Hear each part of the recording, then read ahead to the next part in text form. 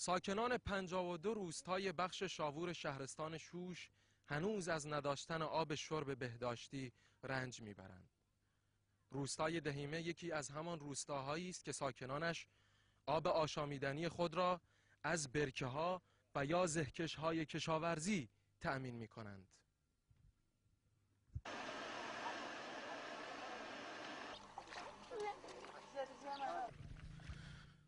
دختر خانم، شما همیشه لباسات تو این آب میشوری؟ بله، از این آب همیشه لباسم میشوریم. خب از کدوم آب برای خوردن استفاده می‌کنید؟ از این آب. در حالی که 1/3 آبهای سطحی کشور در خوزستان جاری است، اما نکته قابل تأمل هنوز 250 روستای بالای 20 خانوار این استان فاقد آب آشامیدنی سالم هستند. شما هر روز از این آب مصرف می‌کنید؟ بله. 52 روستای بخش شاوور هم با جمعیتی حدود 20,000 نفر در حالی که نزدیک رودخانه‌های دز و شاوور قرار گرفته‌اند وضعیت حادی از نظر آب شرب دارند و ساکنان این مناطق هنوز آب شرب غیر بهداشتی مصرف می‌کنند.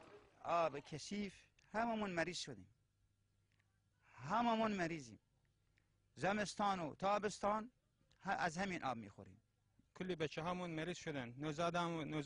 نوزادی که بدون میاد از این آب میخورن. بخشدار شاوور میگوید این بخش 118 روستا دارد که نیمی از آنها آب شرب سالم ندارند. اونچه که ما رو خیلی متاثر کرد این بود که ساکنان این روستا حتی مجبور بودند از برکه‌ای که احشام درون اون قرار داشتند آب آشامیدنی خودشون رو تأمین کنند. ساکنان این مناطق چاره‌ای جز استفاده از این آب ندارند و این مسئله به بروز برخی بیماری‌ها در آنها دامن زده است. پروژه درست کردن اینجا ولی تا حالا کسی نیومد اینجا. 10 سال هم 15 سال هم طول میکشه اینجا پروژه. به نظر میرسد سالهاست اجرای طرح‌های آبرسانی به این مناطق به طول انجامیده است.